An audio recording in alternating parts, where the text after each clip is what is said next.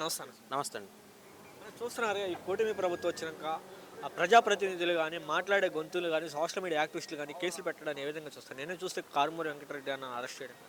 నిన్న నిన్న వచ్చేసరికి మన పార్టీ అధికార ప్రతినిధి అతను వచ్చేసి ప్రజలకి మన పార్టీకి వారధిగా ఉన్నాడు. ప్రతిరోజు ఉదయం న్యూస్ ఛానల్లో అతను వచ్చేసి మన పార్టీ గొంతుకిని ప్రజల యొక్క వాదనల్ని గట్టిగా వినిపిస్తున్నాడు. అలాంటి వ్యక్తిని ఆ, లేనిపోని కేసులు పెట్టి తప్పుడు కేసులు బనాయించి అక్రమంగా నిన్ను అరెస్ట్ చేసి ఎటువంటి ముందస్తు సమాచారం ఇవ్వకుండా తాడిపత్రి జైలుకి తరలించడం జరిగింది.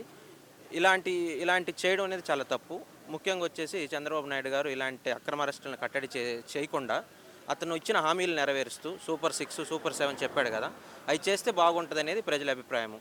ఇలా అధికార ప్రతినిధుల్ని, పార్టీ గొంతుకుల్ని, కార్యకర్తల్ని ఇలా అరెస్ట్ చేయడం అనేది కరెక్ట్ కాదు. ఇది ఇప్పటికైనా ఆయన తెలుసుకొని ఆయన ప్రభుత్వం మీద కాన్సన్ట్రేట్ చేసి ప్రజాపాలన చేస్తే బాగుంటుంది అనేది అతని ప్రజలు మంచి తీర్పునిచ్చారు. దాన్ని గౌరవించి ఇంకొక 3 సంవత్సరాల టైం ఉంది, దాన్ని చేస్తే బాగుంటుంది. ఇలాంటి పార్టీ కార్యకర్తల్ని, పార్టీ సైనికుల్ని ఇలా చేయడం అనేది సమంజసం కాదనేది మా అభిప్రాయం. చూస్తున్నారు కానీ ఇప్పుడు చంద్రబాబు నాయుడు గారు మాట్లాడుతూ కూడా 6 గ్యారెంటీ పూర్తి అయిపోయినా ఎవడని మాట్లాడితే వాడు నాలుగు మందమైనట్టు. అతను ఏదైనా మాట్లాడతాడండి, అతను ఏదైనా మాట్లాడతాడు.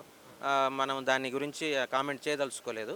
ఎందుకంటే అతను ఏదైనా మాట్లాడతాడు. అతనికి వచ్చేసి కేవలం వైఎస్ఆర్సీపీ పార్టీ కార్యకర్తలే లక్ష్యంగా ఈ పార్టీని మనుగడ ఉండకూడదు అనేది అతని లక్ష్యం.